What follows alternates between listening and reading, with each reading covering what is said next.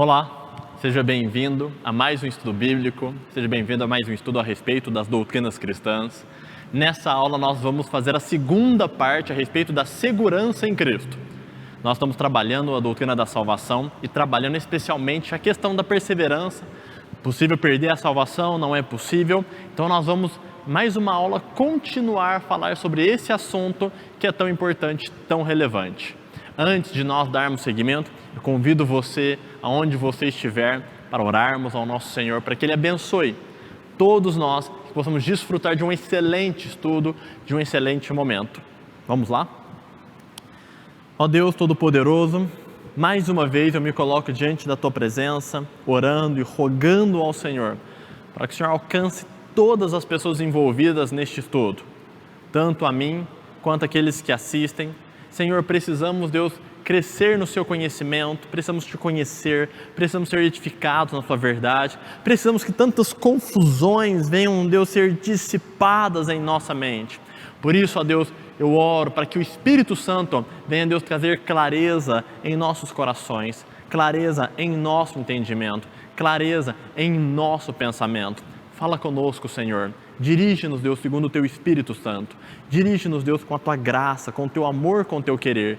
Que a Sua bondade, a Sua benignidade venham reinar nesse estudo. E que o Senhor venha ser glorificado. É o que eu Te peço, ó Pai, em nome de Jesus. Amém. O primeiro slide que aparece a você é a nossa base. O que o homem possui de mais importante? Jesus diz, pois que aproveitaria o homem ganhar todo mundo e perder a sua alma? Mais importante que as riquezas, patrimônio, fama, carreira, beleza, prazeres e sucesso temporais é a sua eternidade. E mais uma vez a minha voz ecoa nesse mesmo sentido. Por quê? Porque Cristo sempre fez questão de que o ensino teológico fosse um ensino prático, que conduzisse ao amor, que conduzisse à salvação. O ensino teológico de Jesus, o ensino teológico de Moisés, o ensino teológico de Paulo e dos profetas não foi para um desenvolvimento intelectual, para uma jactância de conhecimento, de informações, mas para que isso fosse manifestado através do amor.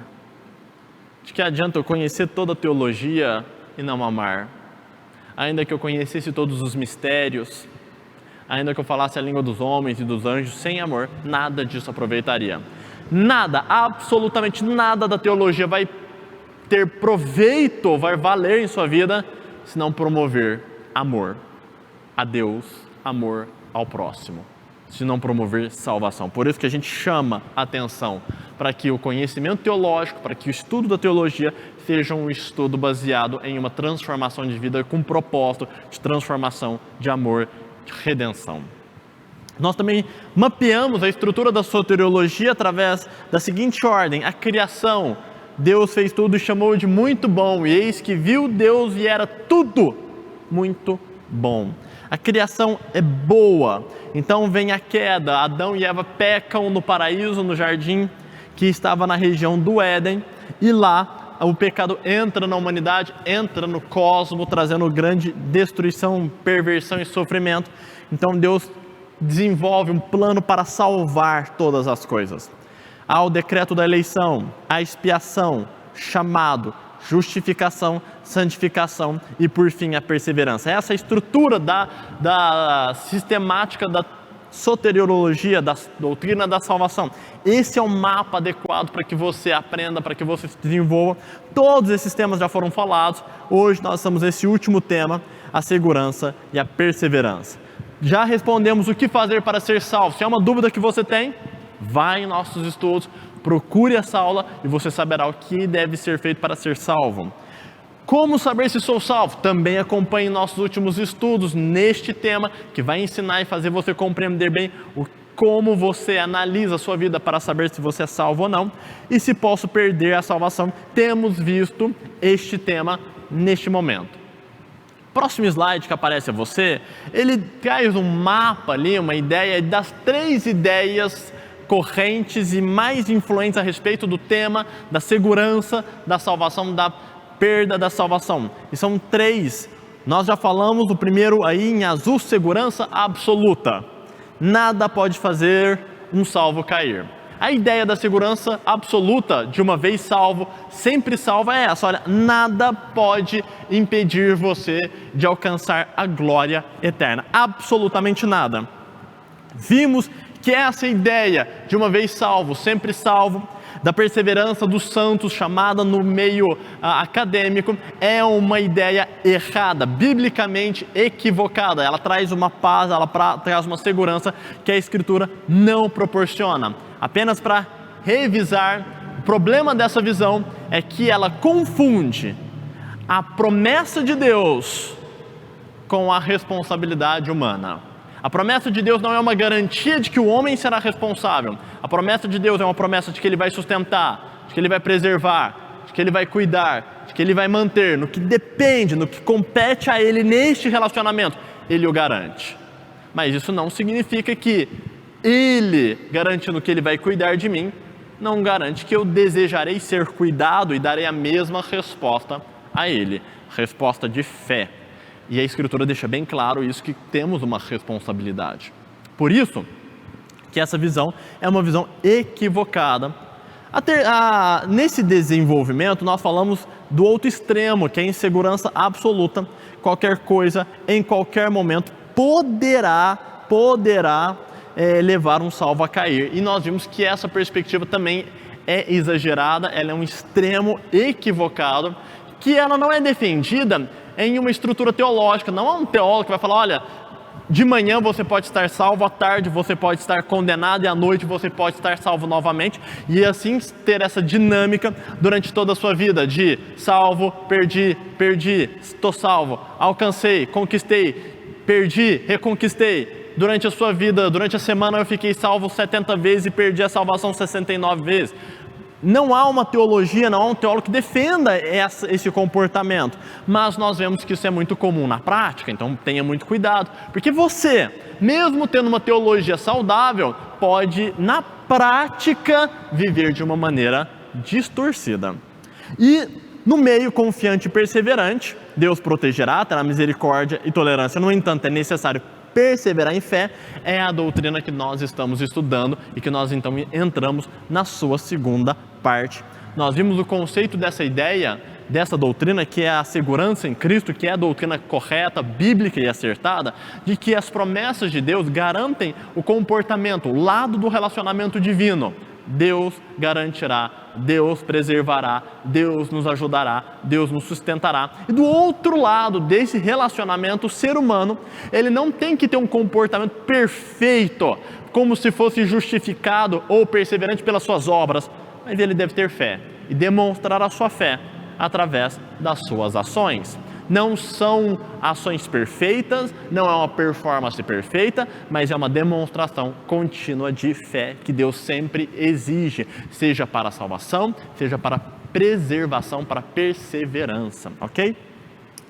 Vimos na última aula a respeito dessa doutrina, a questão da condicionalidade, do se retiver, se perseverar, se você ficar firme. Vimos a respeito de textos que falam sobre a perda da salvação, desligar-se de Cristo, extraviar, cair da graça, naufragar. E hoje nós vamos continuar a nossa bateria de versículos agora no item 3, que são as advertências.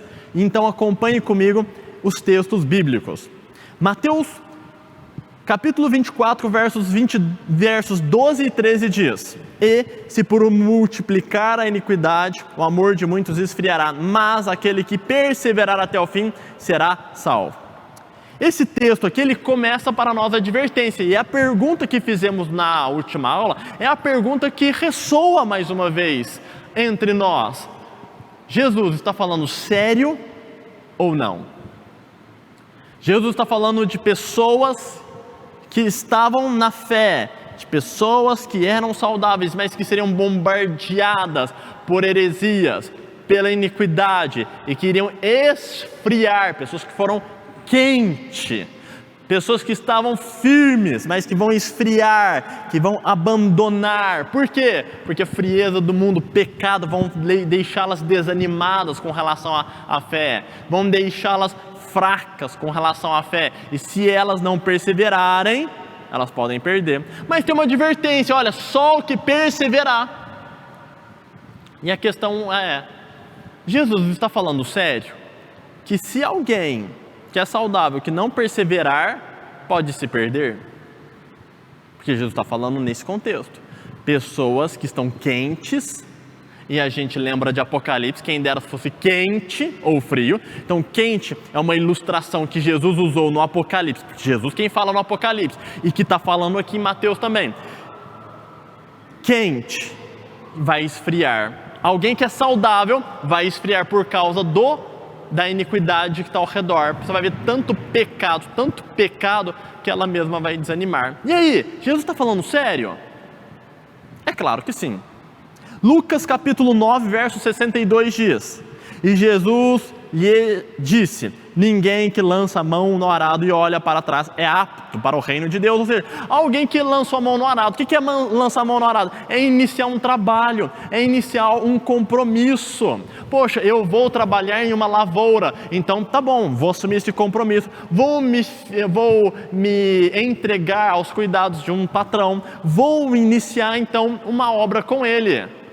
É essa a ideia, é esse o contexto, é essa a linguagem que Deus está falando, que Jesus está falando para os seus ouvintes, muitos deles camponeses, pessoas do campo, agricultores, pessoas que cuidavam de rebanhos. Aquele que põe a mão no arado, aquele que começa a trabalhar, não pode olhar para trás, ou seja, não pode recuar, por quê? Porque tem um compromisso. Mas e se ele recuar? Porque não está falando que é impossível recuar, está falando que pode recuar, e se ele recuar? Esse não é apto para o reino de Deus, porque ser apto para o reino de Deus, ser salvo, não é só quem começa, é quem começa e vai até o fim. Ou seja, Deus está advertindo que aqueles que recuam, aqueles que abandonam, não são aptos para o reino, ou seja, não serão salvos. Em 2 Crônicas capítulo 15, verso 2, veja que texto maravilhoso: ouvi-me, Asa, e todo Judá e Benjamim, o Senhor está convosco enquanto vós estáis com Ele. E se o buscardes, o achareis, porém se o deixardes, vos deixará. Meu irmão, eu fico admirado com a clareza do texto bíblico. Asa tinha tido uma grande vitória, ele acaba de ter um triunfo enorme junto com Deus. Ele vai a uma guerra, Deus o abençoa, Deus está com ele naquela guerra, ele retorna da guerra, o profeta o encontra e diz: está vendo? Se você continuar, se você o buscar, você o achará, mas se você o deixar, ele o deixará. Olha que condição, olha que advertência. O rei acabou de ter um desafio enorme que ele venceu através da fé, através de relacionamento com Deus, através de oração, através de uma guerra. Deus lhe deu um livramento enorme, Deus era com esse rei. O profeta fala: ó, presta atenção. Começou bem, teve uma ótima vitória, triunfou, mas se você o deixar, ele o deixará também.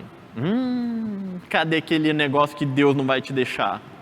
Cadê aquela fantasia, aquela ideia falsa, aquela segurança irreal de que faz o que você quer, é Deus que no final Deus vai te pegar? Ele te deixará. Gente, é muito claro. O Senhor está convosco enquanto vós estáis com Ele. É João 15.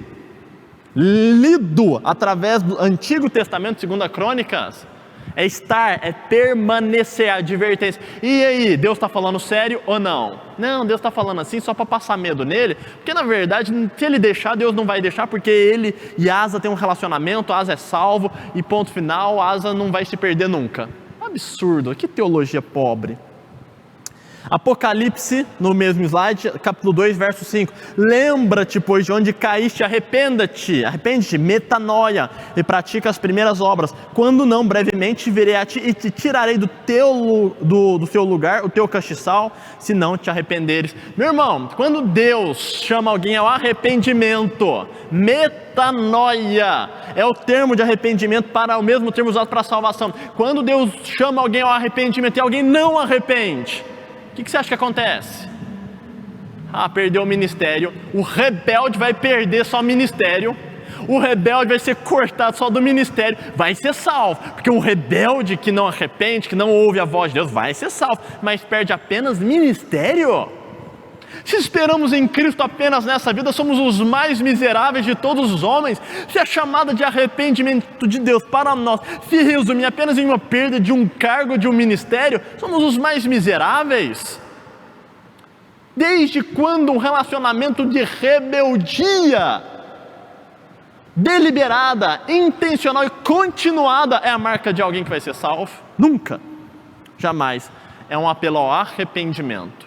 Arrepende, abandona as tuas obras, senão vou arrancar o teu cachorro, vou arrancar a luz, eu vou arrancar a presença de Deus em sua igreja, em sua vida. Então, ou seja, perde a salvação. Olha que advertência severa.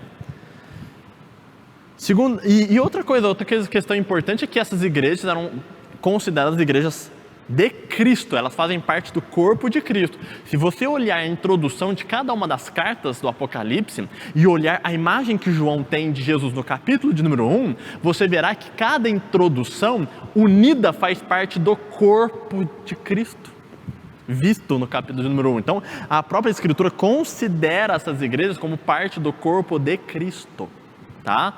Que essa igreja nunca converteu. Não vem com essa teologia superficial, não, que isso não se sustenta diante da Escritura. 2 Timóteo capítulo 1, verso 8 e verso 12 diz: portanto, não te envergonhes do testemunho de nosso Senhor, nem de mim que sou prisioneiro seu. Antes, participa das aflições do Evangelho segundo o poder de Deus. Está falando para Timóteo: Timóteo, não se envergonhe de mim, não se envergonhe do Evangelho. Por quê? Porque se sofremos, também com ele reinaremos. Se o negarmos, também ele nos negará. Paulo está falando para Timóteo, a situação não está boa, é verdade, é prisão, perseguição, problema, mas não envergonhe do Evangelho, não nega, porque se nós negarmos, ele nos negará. Paulo está falando em primeira pessoa, do plural, eu e você. Se nós negarmos, ele nos negará. Então, ou seja, você acha que ele está brincando? Gente, eu fico impressionado de pessoas lerem esse livro e falar: não está falando sério, não, Paulo não está levando a sério, não, nunca, nós nunca vamos negar, ele nunca nos negará. Está escrito, se nós o negarmos, por quê? Porque é possível eu negá-lo, ele nos negará. Então Paulo, ele coloca a salvação dele e de Timóteo sob advertência. A gente pode envergonhar, não. Pode brincar, não. Se nós negarmos, eu e você, Timóteo. Então, muitas vezes, as pessoas deturpam os textos porque não querem aceitar essa verdade, mas as advertências são reais. Imagine só, chegando lá o rolo, o pergaminho de Paulo lá para Timóteo. Timóteo, Paulo mandou carta para você. Se nós o negarmos. Esse Paulo brinca demais. Esse Paulo é um brincalhão. Se nós negarmos. Paulo nunca leu Calvino. Coitado de Paulo. Se nós não tem essa possibilidade. Deixa eu anotar aqui. Não tem essa possibilidade se nós negarmos. Gente, como você acha que Timóteo recebeu o pergaminho dele? Como que recebeu? Tá lá o pergaminho. Rolar o direitinho aqui. Chega lá o pergaminho. Paulo falando, não envergonhe do Evangelho. Nossa, é verdade. Posso envergonhar, não. A situação está complicada, mas não posso envergonhar. Se nós o negarmos, meu Deus, é verdade. Tem hora que dá umas tentações, Demas, fulano, Himeneu. Vixe, eu tenho que ficar esperto. Esse aqui é o sentimento que o Espírito Santo queria produzir no coração de Timóteo. É isso o sentimento. Se nós o negarmos, não posso negar, não posso me envergonhar do Evangelho, não posso me envergonhar do que está acontecendo com Paulo. Tem que permanecer firme. Isso é a advertência séria, não é uma brincadeira.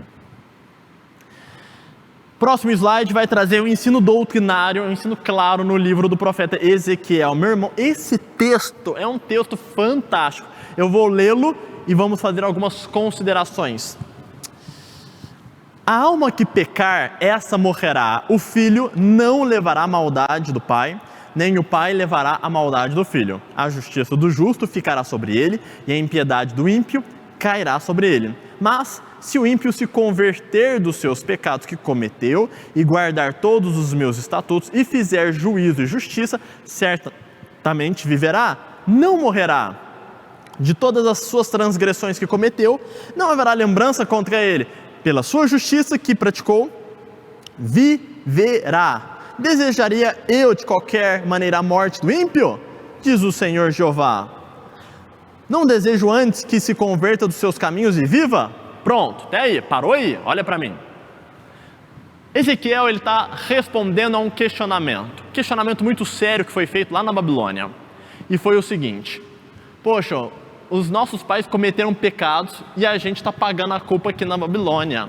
Foi eles que fizeram a besteira, pecaram e falharam, e a gente está aqui, está sofrendo aqui, pagando pelo pecado dos outros. E Deus falou: não, ninguém fica pagando pelo pecado dos outros, não. Cada um paga pelo seu pecado. A alma que pecar, essa morrerá. Se você pecar, você vai pagar pelos seus pecados, teu pai paga pelos seus pecados, e cada um responde pelos seus pecados. Essa é a verdade, ponto final. Mas eu vou mostrar para vocês a minha justiça, vou explicar para vocês a minha justiça.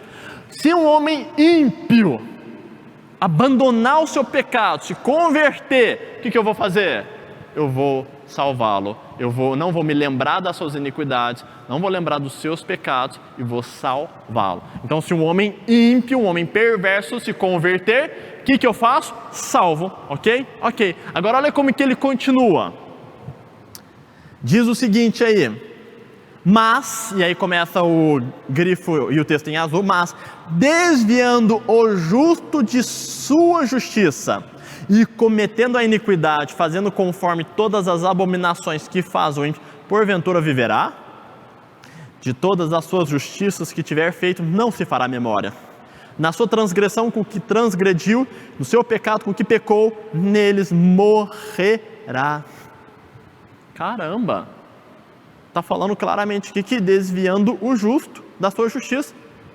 E aí você olha para o capítulo, e quando você lê o capítulo, Deus está falando que a pessoa é justa, porque é uma pessoa de fé, porque ela cumpre a lei de Moisés, porque ela procura fazer bem para o próximo, porque ela é uma pessoa que crê nos mandamentos, e ela demonstra a sua fé através de atitudes, de ações.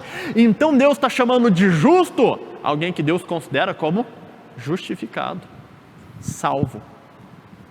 É o próprio Deus que está falando que a pessoa é justa. Não é o profeta Ezequiel que está ilustrando. Não é o profeta Ezequiel que está falando que a pessoa é justa. É o próprio Deus. O próprio Deus olhando dos céus, trazendo a mensagem, falando: uma pessoa que é justa, que lê a minha palavra, que conhece os meus estatutos, que conhece os meus mandamentos e pratica. Por quê? Porque creu, porque teve fé e porque tem um compromisso. Essa pessoa que é considerada justa pode desviar. Rapaz, pode desviar, desviando o justo, e se morrer no seu pecado, neles morrerá. O texto continua: dizeis, porém, o caminho do Senhor não é direito. Alguns teólogos também diriam isso hoje. Ouvi agora, ó casa de Israel, não é o meu caminho direito? Não são os vossos caminhos torcidos? Desviando, olha, presta atenção, desviando o justo da sua justiça e cometendo iniquidade, morrerá por ela. Na sua iniquidade que cometeu, morrerá. Algumas pessoas vão falar: não, é que é morte, essa morte aí é só para questões temporais, não tem a ver com eternidade. Não, claro que tem. A Escritura em Romanos 6 vai falar que o salário do pecado é a morte. E ninguém está falando que é morte de questões biológicas, ou vai viver menos tempo aqui na terra, ou de perdas de benefícios temporais. Romanos 6, todo mundo entende que é soteriológico, e a mesma ideia de Romanos 6 está aqui. O salário, a consequência do pecado é a morte. Segundo lugar, Deus não tem problema com a morte de ninguém, não. Tanto é que está escrito que é agradável à vista do Senhor a morte dos seus santos. Deus não tem problema com a morte de santo, não. É agradável aos olhos dele. Agradável à vista do Senhor a morte dos seus santos. Texto maravilhoso. Mas ele está falando que essa morte não o satisfaz, não o alegra. Por quê? Porque é uma morte eterna, é condenação. Então tem um capítulo inteiro na Bíblia dissertando dogmaticamente sobre este tema e falando que uma pessoa que é ímpia pode se converter a Deus e ser perdoada e ser restaurada, e ao mesmo tempo uma pessoa que é justa pode se desviar e se perder nos seus pecados e ser condenada. É a Escritura, livro do profeta Ezequiel. Vamos continuar? Agora, o ensino doutrinário baseado-se na carta aos Hebreus. E a carta aos Hebreus tem o famoso texto de Hebreus 6,4, que vai falar sobre apostasia, mas eu quero fazer um arcabouço desse livro inteiro, porque o livro inteiro de Hebreus, ele tem o foco de perseverança e de tratar da questão de uma pessoa se perder depois de convertida. O apelo de Hebreus é para que eles permaneçam firmes sob pena de desviar, de apostatar e se perder. O livro inteiro fala a respeito disso e eu vou mostrar para você. Em primeiro lugar, quando nós olhamos aí no slide, quem são os destinatários da carta? Está enviando para quem? Está enviando para gente que só faz parte de igreja? Está enviando para ímpios? Está enviando para pessoas desviadas? Está enviando para quem? Para quem que a carta aos Hebreus ela foi destinada? Para quem? A resposta é que é para cristãos. Acompanhem comigo. Hebreus capítulo 3, verso 1 diz: pelo que, irmãos santos, participantes da vocação celestial. Olha como o escritor de Hebreus vai considerar as pessoas a quem ele está enviando essa carta. Irmãos santos, participantes da vocação celestial, considerai a Jesus Cristo apóstolo e sumo sacerdote da nossa confissão. Hebreus capítulo 6, verso 4 e 5 vai dizer: porque é impossível que os que uma vez foram iluminados, provaram um dom celestial, fizeram participantes do Espírito Santo, provaram a boa palavra de Deus e as virtudes do século futuro. Olha as características que se traz a respeito de a quem essa carta é enviada. Hebreus capítulo 6, verso 9 diz: mas de vocês, amados, esperamos coisas melhores, coisas que acompanham a salvação, ainda que assim falamos. Veja só, essa parte ela é muito interessante. Ela diz: olha, de você a gente espera coisa melhor. Por quê? Coisas que acompanham a salvação, coisas que acompanham pessoas que foram salvos. Quando você fala para alguém no trabalho: olha, de você eu espero uma coisa diferente, eu não espero que você seja um funcionário ruim. Por quê? Porque você é uma pessoa qualificada. Olha, eu contratei você para dar aula, então eu espero de você coisas melhores do que uma aula como aquele fulano dava. Por quê? Porque você disse que tem um currículo pós-graduação, mestrado, doutorado. Então eu espero de você coisas melhores, coisas que acompanham o seu currículo. Significa que a pessoa vai dar uma boa aula? Não. Significa que a pessoa vai ser um bom profissional? Não, mas significa que há uma expectativa por causa da situação dela. Olha, você tem um bom currículo, você tem um bom histórico, espero de você de coisa diferente.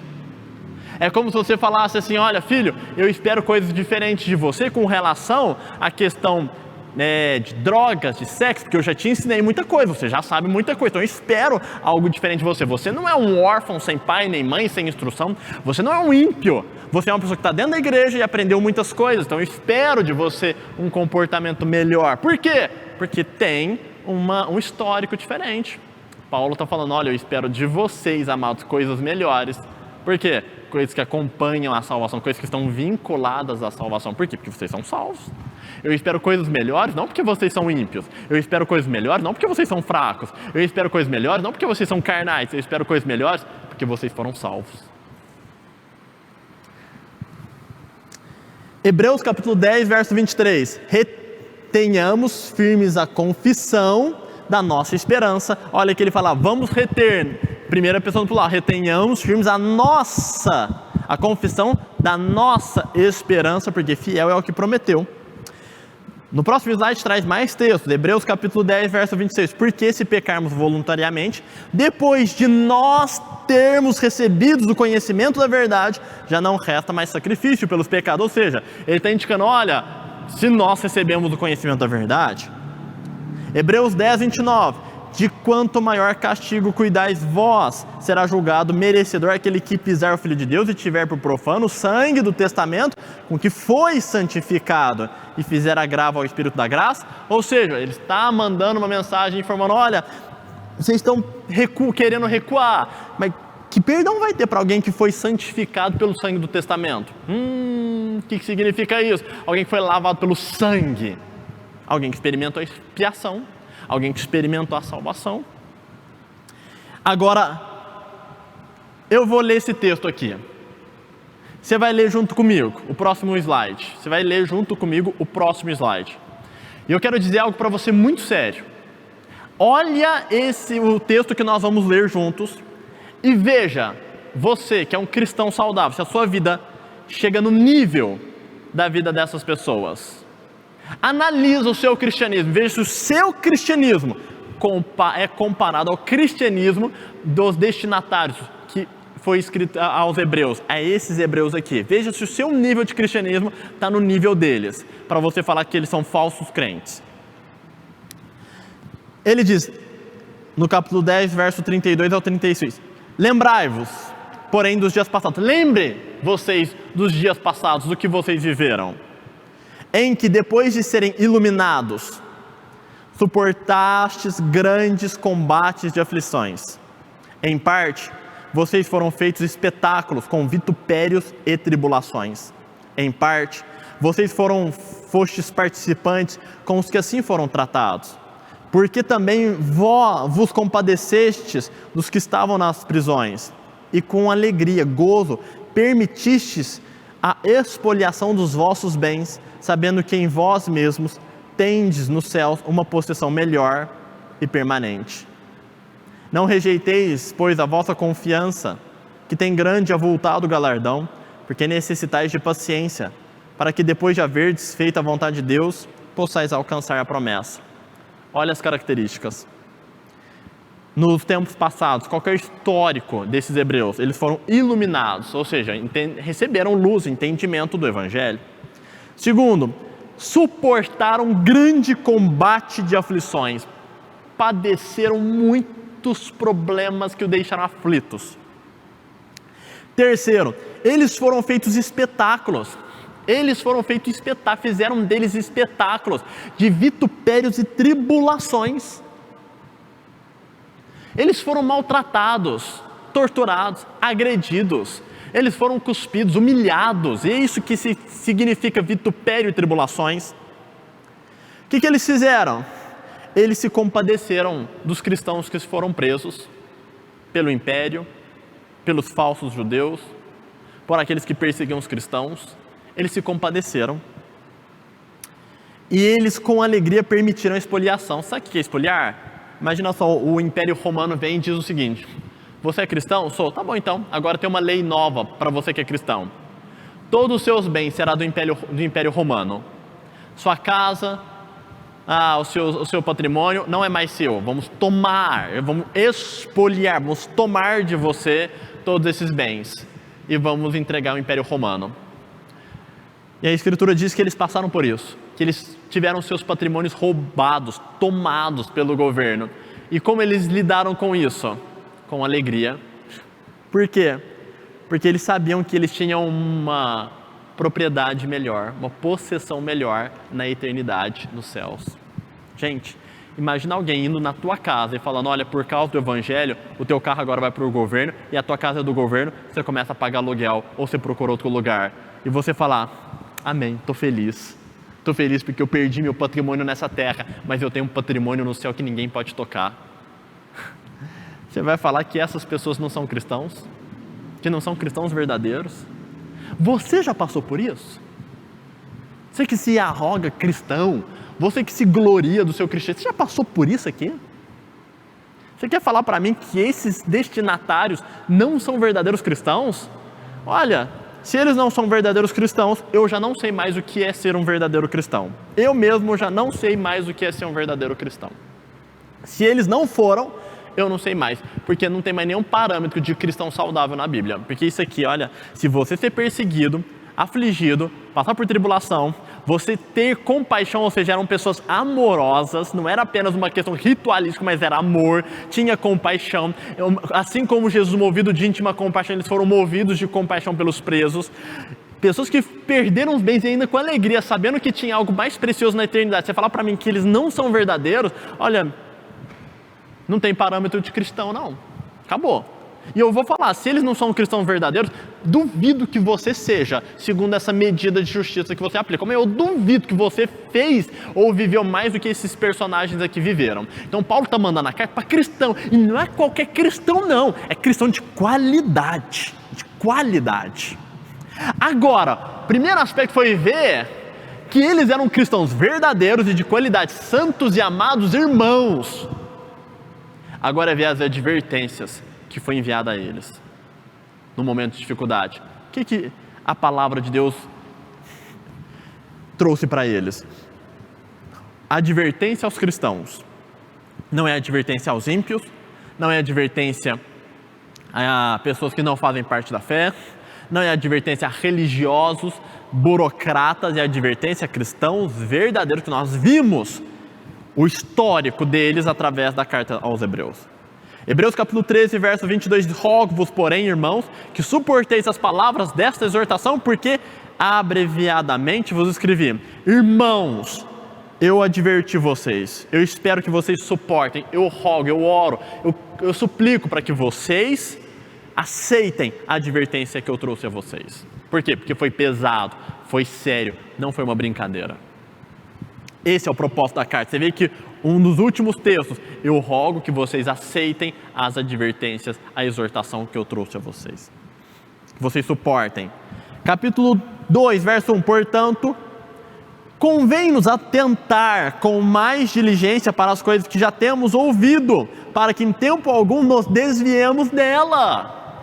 Gente, cristão saudável, está falando, convém atentar. Com o quê? Para as coisas que nós já temos ouvido.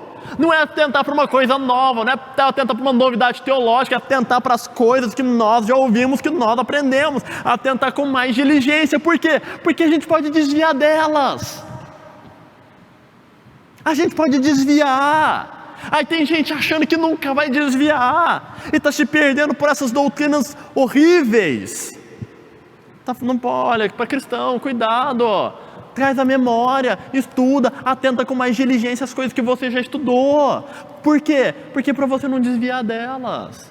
Tem irmão que leu a Bíblia tanto no início da conversão, hoje já não lê mais a Bíblia, está esquecendo, não está seguindo mais o caminho de Deus. É isso aqui que o texto está falando. Hebreus capítulo 3, verso 6. Mas Cristo como Filho sobre a sua própria casa, a qual casa somos nós, se tão somente conservarmos firme a confiança e glória da esperança até o fim.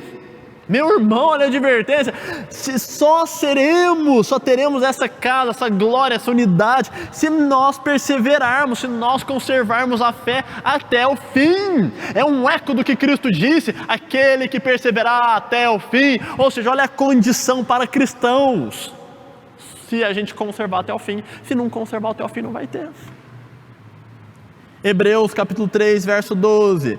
Vede, irmãos, que nunca haja em qualquer de vós um coração mau e infiel, para se apartar do Deus vivo. Ou seja, ele está chamando gente que não deixa ter em vós um coração mau e infiel. Para quê? Para se apartar, para desconectar, para deixar, para abandonar o Deus vivo. Hebreus 3:14. Porque nos tornamos participantes de Cristo, se retivermos firmemente o princípio da nossa confiança até o fim. Mais uma vez a Escritura clama em alta voz que a perseverança é até o fim, que se não tiver até o fim, não será salvo, não receberá os benefícios do Evangelho, se não perseverar até o fim. E é uma advertência para cristão: persevere até o fim. Hebreus 4:1.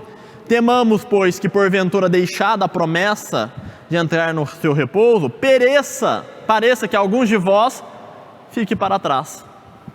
Irmão, está falando que pode ficar para trás, está falando que pode se apartar, está falando que pode desviar, e você vai falar que não perde a salvação? Que Bíblia que você está lendo? Qual o texto que você está lendo? Que Hebreus? Quanto tempo você não lê Hebreus? É claro, é evidente. Próximo slide diz, Hebreus capítulo 6, versos 4 ao 6.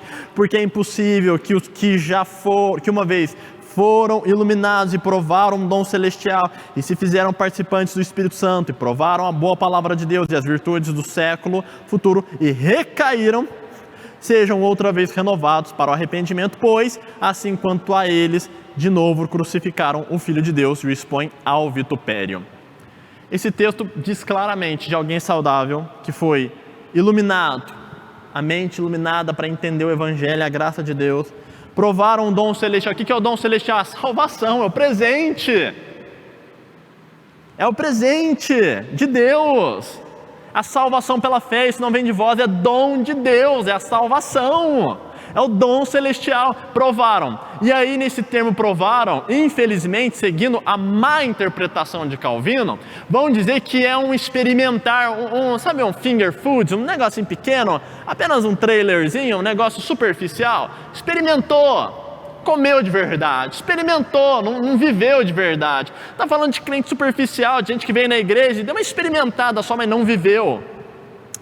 E aí eu quero chamar a atenção que esse termo experimentar, no slide mostra aí, Hebreus capítulo 2, verso 9 diz: vemos, porém, coroado de glória e de honra, aquele Jesus que fora feito um pouco menor do que os anjos, por causa da paixão da morte, para que pela graça de Deus provasse a morte por todos. É o mesmo termo.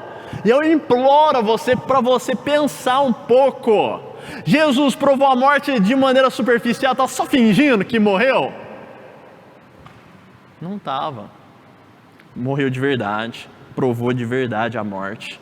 Assim também o texto de Hebreus 6,4 diz de alguém que provou de verdade, é o mesmo texto, é a mesma carta, é o mesmo autor, é a mesma palavra no grego, é igual. Provou a morte, provou o dom celestial, viveu. Participantes do Espírito Santo, recebeu o Espírito Santo.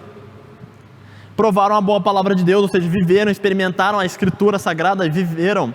E as virtudes do século futuro, ou seja, a graça da eternidade. Gente, vai falar que uma pessoa como essa não é salva? É ignorar muito o texto bíblico. É ignorar. E aí eu tenho um problema muito grave aqui também. Porque o texto está falando o seguinte, preste atenção. Acompanha comigo, segura na minha mão, olha onde eu vou te levar. O texto diz que uma pessoa que viveu, experimentou tudo isso e apostatou, recaiu, é impossível ser restaurada. Está escrito, nada mais do que está escrito. É impossível ser restaurado alguém que passou por isso. Agora eu te pergunto, se você interpreta isso como sendo algo superficial, alguém que só frequentou a igreja, que provou como estivesse comendo a Santa Ceia, de alguém que não teve uma vida verdadeira, que era burocrático, que era uma coisa superficial, evanescente. Olha, veio aqui, ouviu e foi embora. Veio aqui, ficou 1, 2, 3 meses, ouviu a palavra, gostou, ficou um pouquinho, tomou uma Santa Ceia e foi embora e acabou. Uma pessoa que não teve um relacionamento sério com Deus, foi superficial. Uma pessoa que não teve um relacionamento sério com Deus, quando ela sai daquela igreja, sai da sua igreja, sai de onde você está, essa pessoa que nunca converteu de verdade, que nunca mudou de vida de verdade, apenas ficou um tempo na igreja e ela saiu, a Escritura diz que essa pessoa nunca mais vai ser restaurada, que não tem chance de ser salva nunca mais. Olha que loucura prática que a má interpretação gera. Cara, você chama lá, chamou o seu tio, vem cá visitar a igreja e tal. Tio foi 1 mês, voltou para a velha vida dele. Se você entende o texto de Hebreus errado, esse tio seu nunca mais poderá ser restaurado. E é tão antibíblico, porque a Bíblia fala que ao que muito foi dado, muito será cobrado, ao que pouco foi dado, pouco será cobrado. Agora eu estou cobrando de muito quem recebeu pouco. Agora o texto de Hebreus se interpreta coerentemente quando eu entendo que uma pena tão grave de impossível restauração recaiu sobre quem muito viveu o Evangelho, de quem muito experimentou e deliberadamente dá as costas para Cristo. Aí sim faz sentido. Agora um cara superficial tomar uma pena tão grave como essa, faz menor sentido. é absolutamente antibíblico, contra a própria justiça de Deus a respeito de quem dá muito, receber muito, cobrar muito, e de quem recebeu pouco, cobrar pouco. Absolutamente antibíblico. Então o texto diz claramente, olha aqui a advertência, pode se perder. Hebreus 6, 11 e 12, mas desejamos que cada um de vós mostre o mesmo cuidado até o fim, para a completa certeza da esperança, para que vós não façais negligentes, mas sejam imitadores dos que pela fé e paciência herdam promessa. Herdar a promessa tem a ver com ter cuidado até o fim. Não ter cuidado até o fim é exemplo de quem perde a promessa. Hebreus 12, 3, considerai, pois, aquele que suportou tais contradições dos pecadores contra si mesmo, para que não enfraqueçais, desfalecendo em vossos ânimos. Hebreus 12, verso 12 e 13, portanto, tornai a levantar as mãos cansadas e os joelhos desconjuntados, e fazei veredas direitas para vossos pés, para que o que manqueja não se desvie inteiramente, antes seja restaurado. Está dizendo que, olha, tem gente que está fraca, que está desviando, conserta a vida, para que possa ser sarado e não desviar inteiramente. Ou seja, carta aos Hebreus diz claramente que uma pessoa pode perder a salvação. Ponto final. Próximo slide. O propósito das tentações diabólicas. 2 Coríntios capítulo 2, verso 10 ao 11. E a quem perdoardes alguma coisa, também eu, porque o que eu também perdoei, se é que tenho perdoado, por amor de vós o fiz na presença de Cristo, para que não sejamos vencidos por Satanás, porque não ignoramos os seus ardis. Paulo está falando, nós podemos ser vencidos pelo diabo. 1 Tessalonicenses 3, 5, portanto, não podendo eu também esperar mais, mandei-o saber da vossa fé, temendo que o tentador vos tentasse e o nosso trabalho viesse a ser inútil. Ou seja, o diabo pode tornar o trabalho de salvação, de evangelização entre os tessalonicenses inútil, pudesse fazê-los desviar, se perder do caminho.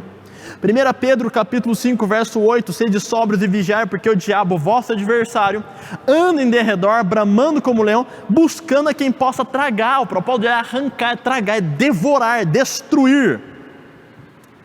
Efésios capítulo 6, verso 11, revesti-vos de toda a armadura de Deus, para que possais estar firmes contra as astutas ciladas do diabo. 1 Timóteo 5, 15, porque já algumas se desviaram, indo após Satanás.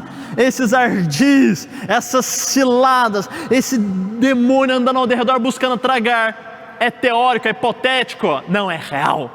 Paulo disse, olha, algumas desviaram indo após Satanás. 1 Timóteo 4:1, mas o Espírito expressamente diz que nos últimos tempos apostatarão alguns da fé, deixarão a fé, dando ouvido a espíritos enganadores e a doutrinas de demônios. Meu irmão, está dizendo claramente aqui, o diabo, ele tenta, por quê? Porque ele sabe que pode arrancar pessoas da fé. A perseverança dos santos, infelizmente, é um absurdo teológico, um absurdo bíblico nesse momento. Por quê? Porque uma vez salvo, sempre salvo. Qual seria o propósito da tentação diabólica? Se os salvos não se perdem, não faz sentido o diabo tentar. Mas a Escritura diz que pessoas salvas podem apostatar, se desviar, abandonar o caminho correto, deixarem a verdade por causa de Satanás. O diabo pode vencer pessoas saudáveis, e Paulo coloca na primeira pessoa do plural, nós podemos ser vencidos. Aí você está brincando com o diabo não está brincando com você. Você pode perder a sua salvação, ele pode roubar a sua salvação. Não porque Deus não tem capacidade de proteger, mas ele pode enganar, fazer você sair da presença de Deus. Como diz aqui, algumas já se desviaram, indo após Satanás. Não é que o diabo foi lá, bateu em Deus e pegou das mãos de Deus essas pessoas aqui. Não, é que o diabo falou, vem após mim, e elas foram. Segue-me, e foram. Então, o propósito das tentações diabólicas é real, e a doutrina da segurança cristã da segurança em Cristo, ela confirma essa realidade. O próximo slide, diferença entre desviado e apóstata. Tem essa diferença na Escritura e é importante você entender. Desviado é alguém que pode ser recuperado, restaurado. Tiago 5, 19 e 20 diz: irmãos, se algum entre vós se tem desviado da verdade e alguém o converter, saiba que aquele que fizer converter do seu erro, do seu caminho, um pecador salvará da morte. Pecador salvará do quê? Da morte. O desviado vai salvar da morte. Uma alma e cobrirá uma multidão de pecados. Ou seja, se você restaurar alguém que se desviou, estava na fé, desviou, e você o trazer de novo, você salvará uma alma do quê? Da morte, da condenação. Ou seja, tem um desviado que pode ser restaurado, que pode perder-se e pode ser restaurado. E B, apóstata, é alguém que não pode ser mais recuperado e restaurado. Seu estado se tornou tão grave que não há mais perdão. É o texto que eu li de Hebreus 6,4. É impossível que os que recaíram sejam outra vez renovados para o arrependimento, pois assim, quanto a eles, de novo crucificaram o Filho de Deus e o expõem ao vitupério. Então a Escritura traz dois tipos de pessoas que perdem a salvação. O desviado perdeu sua salvação, mas pode ser restaurado e pode ser salvo.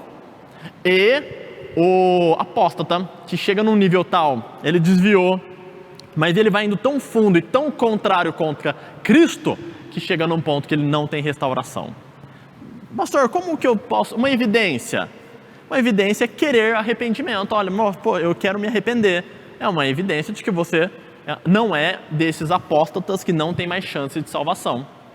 Mas é daqueles que ainda desejam a salvação, porque o próprio desejo de arrependimento genuíno vem do Espírito Santo e vem do Espírito Santo que te dá uma chance, uma oportunidade. Agora, aqueles que nem querem, é bem claro, o apóstata, meu irmão, não é aquele que está, nossa, eu queria tanto estar com Cristo. Não, é aquele que está nem aí com Cristo, não está nem aí com a palavra de Deus, que zomba, que envergonha Cristo, que dá as costas. Então é bem claro, não é um bonzinho chamado de apóstolo, é um perverso, um canalha, alguém que não tem prazer, que odeia Deus. Então é bem claro um do outro. Se alguém está ali querendo arrependimento, é porque o Espírito Santo ainda o chama e ainda tem oportunidade. O choro do apóstata não é porque ama Cristo, é porque está perdendo bens ou privilégios. É um choro pelos seus prejuízos pessoais. Eu vou perder dinheiro, eu vou perder glória, eu vou perder meu casamento, eu vou perder meu trabalho. Não está chorando porque, nossa, pequei e eu queria ser restaurado com Cristo. Não, é porque alguma tragédia lhe vai trazer prejuízo ou dano. Por fim, para encerrar, segurança do perdão e da misericórdia divina em face às fraquezas humanas. 1 João capítulo 1, verso 8 ao 10 diz: se dissermos que não temos pecado, enganamo-nos a nós mesmos e não há verdade em nós. Se confessarmos os nossos pecados, Ele é fiel e justo para perdoar os nossos pecados e nos purificar de toda injustiça. Se dissermos que não pecamos, fazemo-lo mentiroso e a sua palavra não está em nós. E a segurança do cristão, a segurança em Cristo não está na sua perfeição, não está em que você vai acertar sempre, não está em que você vai cumprir a palavra de Deus com perfeição, com precisão, não está no fato de que você nunca mais vai pecar, mas está no fato de que o justo vive pela fé, e ainda que ele tropece e peque, Deus é um Deus misericordioso para perdoá-lo, para restaurá-lo. Essa é a nossa esperança. Nossa esperança não está em nós, nossa esperança está na graça de Deus. A gente ainda vai errar, nós vamos tropeçar ainda, o santo vai tropeçar ainda, mas Deus espera o quê? A fé sincera, de quando notar o erro, arrepender, pedir perdão, continuar no caminho correto. Essa graça que a gente descansa, não é na nossa perfeição, mas na misericórdia. Deus sabe que você vai tropeçar, Deus sabe que você vai agir com imperfeições, e Ele está disposto a te perdoar, Ele sabe disso, mas nós temos um advogado. O que Deus espera de mim e de você é uma fé sincera, genuína e saudável. Tiago 3:2 diz: porque todos tropeçamos em muitas coisas. Pensa o apóstolo Tiago falando que ele tropeçava em muitas coisas. Se alguém não tropeça em palavra, o tal é varão perfeito e poderoso para também refrear todo o corpo. Então, olha, ele está falando, olha, todos nós tropeçamos. Olha a humildade, olha a sensatez e realidade, todos nós tropeçamos. Em Romanos 7,15, porque o que faço não aprovo, pois o que quero isso não faço, mas o que aborreço isso faço. Então, nós concluímos dizendo que Deus não exige um comportamento perfeito e sem erros ou falhas, como se a salvação dependesse das obras e da performance do indivíduo. Antes, exige o mesmo para conceder a salvação: fé sincera, genuína e real. A segurança do cristão não está em suas obras, mas na graça oferecida ao que crê e permanece crendo. Essa é a segurança que nós temos.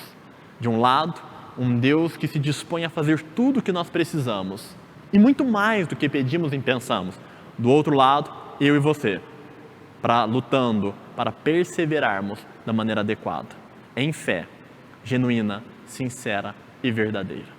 Essa é a nossa segurança, essa é a nossa verdadeira e bíblica perseverança e segurança em Cristo Jesus. Que se nós falharmos e tropeçarmos, Ele é fiel e justo para perdoar os nossos pecados e nos purificar de toda a nossa iniquidade. Um Deus tolerante, bondoso, misericordioso, pronto para perdoar e nos restaurar. Assim, nós encerramos o nosso tema da soteriologia com essa paz, com essa graça e com essa firmeza e prudência que devemos ter em nossa vida cristã. Firmes, guardando com diligência, com zelo, com responsabilidade, mas descansando, sabendo que em nossa limitação abunda a graça de Deus, o perdão e a sua benignidade. Deus abençoe você, a sua família. Você tem aprendido bastante neste tema, nessa sessão a respeito da soteriologia, e que você possa, ao terminar, olhar para si mesmo e estar no caminho da salvação. Deus te abençoe. Até o nosso próximo estudo. Até lá.